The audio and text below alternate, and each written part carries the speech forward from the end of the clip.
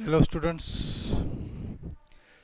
आज आपण applications of derivative त्याच्यामधलं आपण काय एक्झाम्पलचा टाईप बघणार आहोत.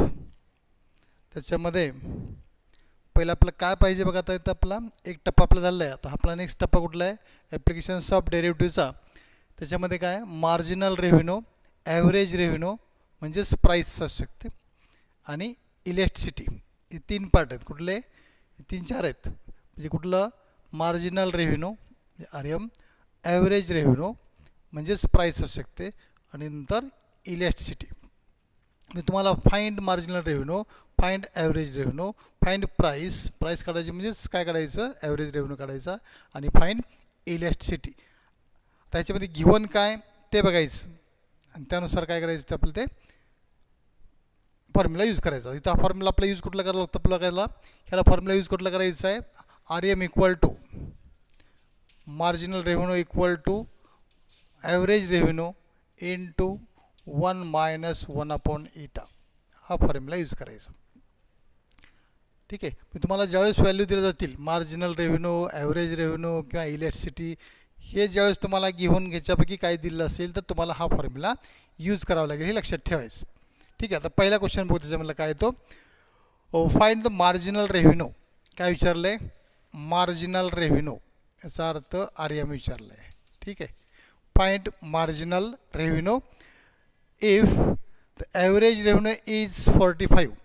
Average revenue is 45 and elasticity of demand is 5 and elasticity is 5. काय दिलं बघा. आता तुम्हाला ॲव्हरेज रेव्हेन्यू दिलं आहे आणि इलेक्ट्रिसिटी दिलं आहे. याचा अर्थ हा फॉर्म्युला आपला कुठला वापरावा लागेल? मग हा वापरायचा. ठीक आहे. मग आता काय करायचं? घेऊन आपला R M equal to marginal revenue equal to average revenue into 1 minus 1/eta. फक्त व्हॅल्यू पुटअप करा. आर एम आपला काढायचं आहे. त्यामुळं आर ए किती आहे? 45. 1 मायनस 1/5 किती आलं? 45. ब्रॅकेट एलसीएम घ्या, वजाबाकी करायची. किती आलं? 5 मायनस 1 किती आलं? 4/5 मल्टिप्लाय. मी 5 1 5, 5 9 45. किती आलं? 9 चौक 36, 36. किती आलं? Marginal revenue is 36. सोपे एक्झाम्पल आहेत अगदी. ठीक आहे. नंतर नेक्स्ट एक्झाम्पल काय बघा? Find the price. फाइंड काय म्हणते? प्राईस विचारले. प्राईस म्हणजेच काय? म्हणजेच काय? तुम्हाला ॲव्हरेज रेव्हेन्यू काढायचं आहे. ठीक आहे. नंतर if the marginal revenue is 28, marginal revenue is 28 and elasticity of demand is 3 and elasticity किती आहे? 3 दिले. याचा अर्थ तुम्हाला हे दिले. याचा अर्थ फॉर्म्युला आपला तो यूज करावा लागेल. फॉर्म्युला परत लिहायचा. Marginal revenue equal to average revenue into 1 minus 1/eta. ठीक आहे. हां, आता काय येतं? आपला मार्जिनल रेव्हेन्यू दिलं आहे का? दिलं आहे. किती आलं आहे?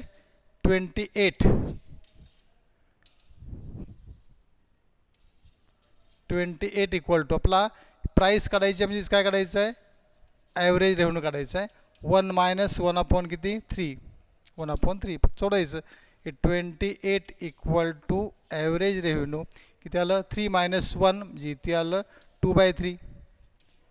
ठीक आहे. आता हे का आपल्याला काढायचं आहे? याचा अर्थ काय होणार? ते आर ए इक्वल टू काय आलं? हे 28, आणि इकडे काय होणार? हे उलटून गेलं काय? 2/3 काय होणार? हे 3/2 होणार. किती आलं? 2 चौक 8. ठीक आहे. दॅट इज इक्वल टू किती आलं? 14 42. म्हणजे किती आलं? हे price equal to R A equal to 42. एवढं सोपं आहे. फक्त फॉर्म्युला आपला फक्त काय करायचं आहे? लक्षात ठेवायचं आहे.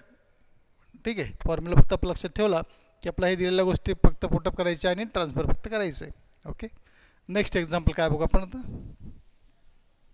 आपण काय काढलं? आता आर एम काढलं, प्राईस काढलं, म्हणजे ॲव्हरेज रेव्हेन्यू काढला. आता इलॅस्टिसिटी काढायचं आपल्याला. नेक्स्ट क्वेश्चन बघा, find the elasticity of the demand.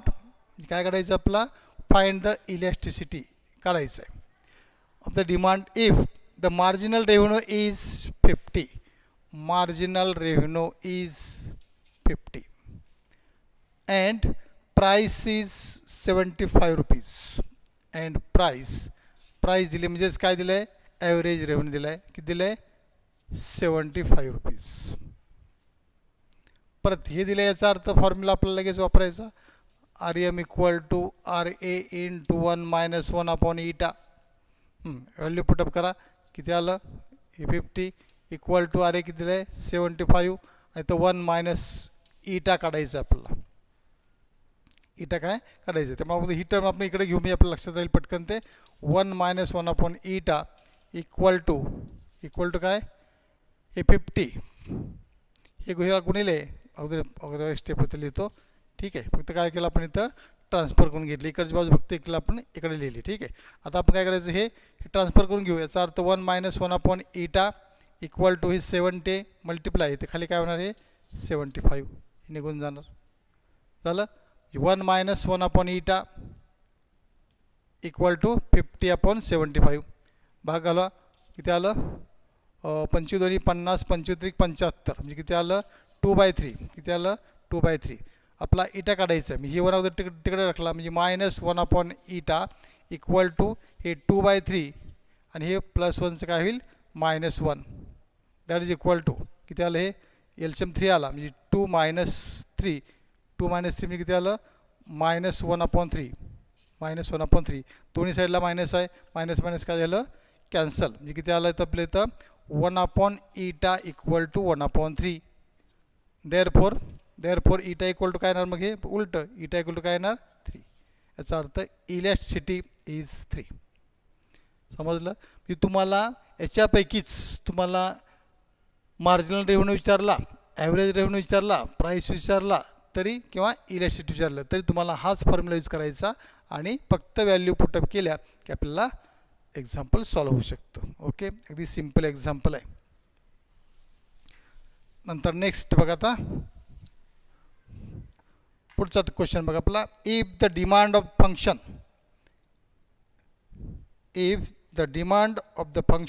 हा पॅटर्न लक्षात आला तुमच्या, आता हा संपला. ठीक आहे, आता दुसरा पॅटर्न आपला कुठला आहे बघा, दुसरा पॅटर्न कुठला आपला, आता ईटा इक्वल टू फॉर्म्युला कुठला आहे बघा, eta equal to minus P upon D into D upon D P.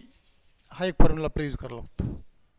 आता काय काय व्हॅल्यू दिली त्यानुसार बघायचं, डीची व्हॅल्यू दिली असेल, इलेक्ट्रिसिटी दिली असेल, प्राईस दिली असेल तर तुम्हाला हा फॉर्म्युला यूज करावा लागेल. बघा आता काय म्हणते, if the demand function is D equal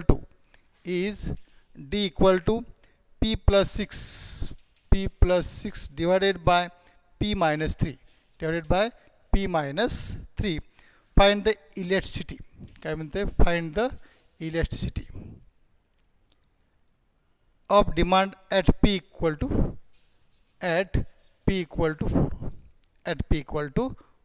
बघा काय दिलं तर आपला डी दिले, ईटा काढायचा आहे. याचा अर्थ डी दिला, ईटा काढायचा आहे, पीची पण व्हॅल्यू तुम्हाला दिलेली आहे. याचा अर्थ आपला डी अपॉन डी पी काढावं लागेल. तर डी आहे तर विथ रिस्पेक्ट टू पी आहे, त्यामुळे आपल्याला डेरिव्हेटिव्ह काढावं लागेल. ही फॉर्म्युलामध्ये ज्या व्हॅल्यू आपल्याला लागतात त्या सगळ्या फाइंड आउट करून घ्यायची सुरुवातीला. ठीक आहे, मग सुरुवातीला काय आपला वी नो दॅट, समजा आपण फॉर्म्युला ह्याला 1 म्हणू. नाव गिवन डी इक्वल टू हे दिले. ठीक आहे, काय केले, डी इक्वल टू डीची व्हॅल्यू तर पण डी पण लागते, तर डी दिले, पण ॲट पीची व्हॅल्यू पण दिले, पी इक्वल टू 4 दिले. मी आपला डीची व्हॅल्यू काढून घेऊ एक. ठीक आहे, पी आपला आहे, नंतर डी काढून घेऊ, म्हणजे डी किती आला, D equal to at P equal to काय म्हणते 4 म्हणते. याचा अर्थ किती आलं 4 प्लस 6 डिवायडेड बाय 4 मायनस 3 म्हणजे किती आलं 10 डिवायडेड बाय 1 म्हणजे किती आलं 10. म्हणजे डीची व्हॅल्यू किती आली 10 आली. इथे लिहितो मी डी इक्वल टू किती आलं, डी इक्वल टू 10 आलं. ठीक आहे, डीची व्हॅल्यू किती आली 10 आली, बरोबर आहे. आता परत काय करायचं, आपला डी अपॉन डी पी काढायचं. काय करायचं आपला D upon D P, given D दिलं आपल्याला, given D, therefore D upon D P equal to हे काढायचं. पी आपल्याकडं आहे ऑलरेडी, डी आता काढला आपण, कारण डी आपला आहे तसं. जर इथं व्हॅल्यू दिली नसती पीची तर आपण डीची व्हॅल्यू आहे तशी ठेवली असती. पण इथं ॲट पी इक्वल टू 4 दिलं आहे, त्यामुळे आपण डीची व्हॅल्यू काढू शकलो. ठीक आहे, म्हणजे पी मिळाला, डी मिळाला. आता हे आपला D D upon D P काढायचं. याचा अर्थ D with respect to P, D दिले आपला विथ रिस्पेक्ट टू पी काढा डेरिव्हेटिव्ह. इथं आपला परत रूल आला यू अपॉन व्हीचा rule, second as it is. याचा अर्थ P minus 3 as it is derivative of first D upon D P P plus 6. ठीक आहे, minus first as it is second derivative D upon D P P minus 3 divided by second square P minus 3 ब्रॅकेटचा square झालं. P minus 3 याचा 1 plus 0, याचा अर्थ 1 plus 0 म्हणजे काय आलं 1. मायनस पी प्लस 6, इथं पण 1 minus 0 divided by P minus 3 ब्रॅकेटचा स्क्वेअर इक्वल टू, इथं काय आलं आता पी मायनस 3 इंटू 1 म्हणजे पी मायनस 3, मायनस म्हणून मल्टिप्लाय करा, minus P minus 6 divided by P minus 3 ब्रॅकेटचा square that is equal to हे plus P minus P cancel, किती आलं -9 डिवायडेड बाय पी मायनस 3 ब्रॅकेटचा स्क्वेअर.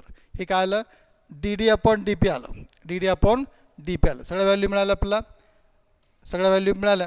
आता आपलं काय करायचं व्हॅल्यू इथं पुटअप करू आपण.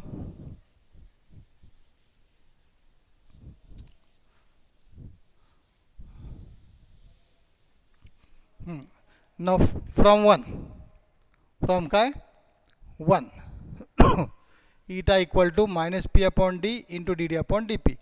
आपला ईटाच काढायचा आहे. Eta equal to minus P किती आहे 4 डिवायडेड बाय किती डी किती आहे 10 आणि हे किती आले इंटू -9 अपॉन पी मायनस 3 ब्रॅकेटचा स्क्वेअर.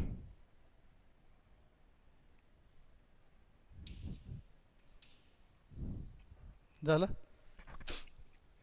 पी मायनस ब्रॅकेटचं काय झालं स्क्वेअर झाला. ठीक आहे, आता इथं ॲट पी इक्वल टू पण दिलं आपलं, इथं पण काढता येईल आपला. हे काय केलं होतं इथं बघा हे D D upon D P at P equal to काय 4 आहे, किती आलं आपलं इथं -9 डिवायडेड बाय पी मायनस 3 ब्रॅकेटचा स्क्वेअर आहे. म्हणजे किती आलं हे -9, पीच व्हॅल्यू किती आहे 4 मायनस 3 म्हणजे किती आलं 1चा स्क्वेअर म्हणजे किती आलं 1, याचा अर्थ किती आलं -9. इथं पण आपण काय व्हॅल्यू ठेवू शकतो -9 पण आपण इथं व्हॅल्यू ठेवू शकतो. ठीक आहे, इथं व्हॅल्यू आपण काय करू आता -9 आलं, किती आलं हे -9. ठीक आहे, काय व्हॅल्यू आली प्रति -9 व्हॅल्यू आली. ठीक आहे, D D upon D T बरोबर आहे. ही व्हॅल्यू किती आली आपली सगळी आता -9 व्हॅल्यू आली. हिची व्हॅल्यू काय आली आपली -9. आता इथं मायनस मायनस काय झालं प्लस 9 चौक 36 divided by 10 equal to 3.6. Therefore eta equal to 3.6. Eta equal to 3.6. समजलं आपण काय करतोय हे लक्षात आलं का. ठीक आहे, नेक्स्ट एक्झाम्पल. आता असंच आता इथं पी इक्वल टू आपल्याला व्हॅल्यू दिली होती, ठीक आहे ना. पी इक्वल टू आपल्या व्हॅल्यू काय केली होती दिलेली होती. आता समजा पी इक्वल टू व्हॅल्यू जर दिलेली नसेल तर आपलं काय करता येईल बघा. आता फाइंड द प्राइस, इथं काय विचारलं आहे प्राइस विचारली. Find the price of the demand function is D equal to काय 2p plus 3 divided by 3p minus 1 when elasticity of the demand is 11/14. इथं इलेक्ट्रिसिटी दिले, काय विचारलं आपल्या इथं फाइंड द प्राइस विचारले. काय विचारले प्राइस विचारले, पीच व्हॅल्यू. म्हणजे आपला इथं डी, आता इथं पी इक्वल दिलं आहे का नाहीच आहे, त्यामुळे डीची व्हॅल्यू हीच आली. पी आपला काढायचं आहे, इलेक्ट्रिसिटी दिलेलं आहे, हे दिलं आहे, पी काढायचं आहे, डी दिलेलं आहे आणि डी वन आपला D D upon D P काढता येतो. ही फॉर्म्युलामध्ये आपल्याला जे काय लागतं ते फक्त काढून घ्या. सुरुवातीला आता काय करू, आपली इलेक्ट्रिसिटी दिलेलं आहे, नंतर पी काढायचं आहे, डी दिलेलं आहे. आता फक्त काय काढायचं आपलं, मग आता इथं D D upon D P काढायचं आहे. मग काय आता परत रूल वापरायचा यू अपॉन व्हीचा. Second as it is P3 minus 1 नंतर ह्याचा डेरिव्हेटिव्ह म्हणजे किती डायरेक्ट डेरिव्हेटिव्ह लिहितो D upon D P equal to. याचा अर्थ 2चा डेरिव्हेटिव्ह काय आला 2, पीचा डेरिव्हेटिव्ह 1 कॉन्स्टंट टर्म 2 आलं, पीचा 1 ह्याचा 0. नंतर मायनस 2p प्लस 3 इंटू याचा derivative first is second derivative किती आला 3 पीचा 1 minus 0 divided by 3p minus 1 ब्रॅकेटचा स्क्वेअर इज इक्वल टू, आता 2 ने मल्टिप्लाय करा, 3 2 6 6p मायनस 2, नंतर इथं मायनस 3 ने मल्टिप्लाय करा, किती आलं मायनस 3 2 6p आणि मायनस 9 3 3 किती आलं 9, किती आलं 3p divided by 3p minus 1 ब्रॅकेटचा square that is equal to 6p plus 6p minus 9 2 11 किती आलं 11 अपॉन 3p मायनस 1 ब्रॅकेटचा स्क्वेअर झालं. हे काय आलं dp upon dd upon dp आलं. इथं ॲट p इक्वल टू वगैरे आहे का काय नाहीच आहे. आता फक्त व्हॅल्यू फ्रॉम वन इथं व्हॅल्यू ठेवतो आता मी फ्रॉम वन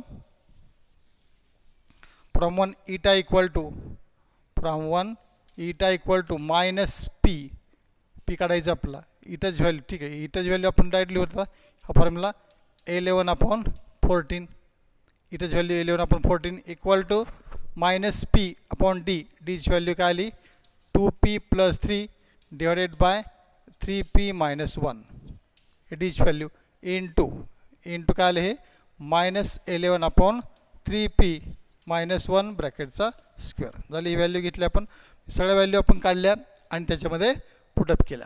ठीक आहे, इथं हे मायनस मायनस काय होईल मायनस मायनस प्लस होईल, मायनस मायनस काय होईल ते प्लस. इथं 11 आहे, इथं 11 काय होईल कॅन्सल, इथलं 3p मायनस 1 एक कॅन्सल, इथला एक कॅन्सल स्क्वेअर आहे त्यामुळे काय आलं इथं 1 upon 14 equal to p into काय आलं इथं मायनस मायनस प्लस झालं त्यामुळे p divided by 2p plus